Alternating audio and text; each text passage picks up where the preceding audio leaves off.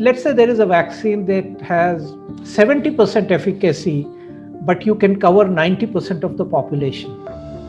There is a vaccine that has 90% efficacy, but you can only cover 50% of the population. I would any day take better coverage.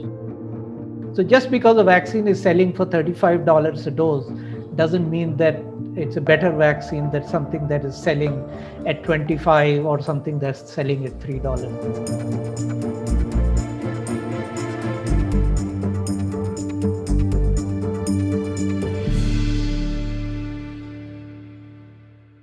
From what I understand, they follow two doses, two groups. In one group, the first dose was half, and the second dose, which we call the booster dose, was a full dose. And in the second group, they gave the first dose as full and the booster also as full. And very surprisingly, the half dose shows 90% efficacy, whereas the full dose shows only 62% efficacy. And if you combine these two groups, the overall efficacy is 70.4%. That still goes over the threshold of 70% that many regulatory agencies are speaking about. But it's certainly not as good as the RNA vaccines that we have heard about, which have been 95%. Despite the numbers, it still is far more exciting a vaccine for India compared to Pfizer and Moderna. Would you say that? First of all, the Pfizer and Moderna vaccines are not going to be available to India. Let's be very clear about it. And there are two main reasons for it. One is their storage temperature. The Pfizer vaccine has to be stored at -70 or below, which means you need special freezers to store them. The second issue is that both of these vaccines have been pre-booked very heavily by first world countries. So I was just reading that for a population size of about 67 million people in UK, they have already pre-booked 325 million doses. Wow. So doses enough to vaccinate roughly 5 times their population. Australia has done the same. Australia, for about 25 million people, they have already pre-booked roughly 34 million doses of vaccine. The Oxford AstraZeneca vaccine, the trials are going on in India. Serum Institute of India is going to be manufacturing this vaccine. In fact, it already is manufacturing a vaccine. And Serum will have a capacity of roughly 800 million doses a year. 800 million doses a year means that 50% will be available to India. So 400 million doses a year, that vaccine would be available to India. So we have a lot of stake in that vaccine.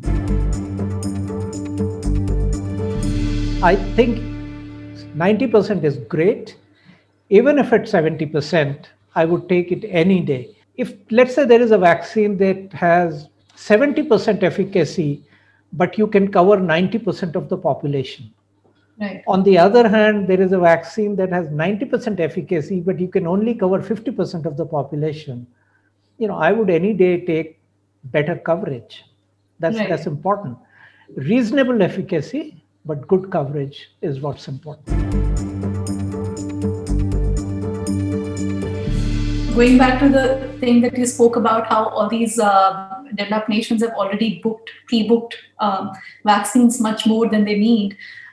It's already creating that question of haves get the better vaccine and have-nots have to struggle or to live with a lesser efficacious vaccine. Well, first of all, I don't know whether it's a better vaccine because efficacy during a trial is very different from efficacy in the field. Efficacy in a trial, everything is done under controlled conditions. When you go out in the field, all kinds of things happen. cold chain breaks down.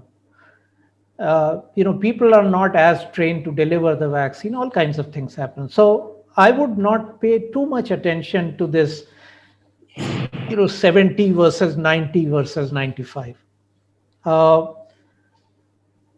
but on the other hand, we know that we live in an unequal world. So let's just face it. But I'm really happy that India is in a pretty good situation right now. Bharat Biotech, some official said yesterday that our vaccine will be at least 60% effective.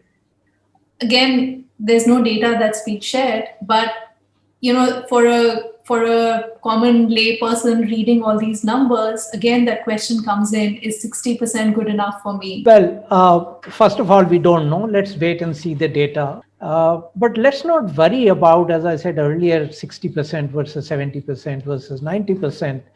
If we can get a vaccine that's at least 60, 70%, but we can get very good coverage, then I think that's fine. And look at the cost differential.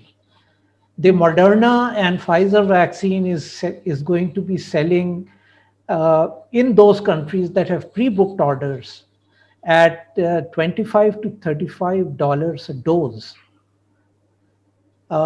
Serum Institute has already announced that they will make the Oxford vaccine at $3 a dose. Look at the difference. If there's a Pfizer vaccine and there's a Moderna vaccine and there's Oxford vaccine, Covaxin, all available to me as a private citizen and I can afford to buy it, which one should I go for? Well, it depends on whether you like brand name clothes or you like Sarojini Nagar clothes. No, so I think at the end of the day, all of these vaccines are going to be reasonably efficacious. So I wouldn't really worry too much about which vaccine I should be getting. Get whatever is available to you, get whatever you can afford. Right. Yeah. So just because a vaccine is selling for $35 a dose doesn't mean that it's a better vaccine than something that is selling at $25 or something that's selling at $3 a dose.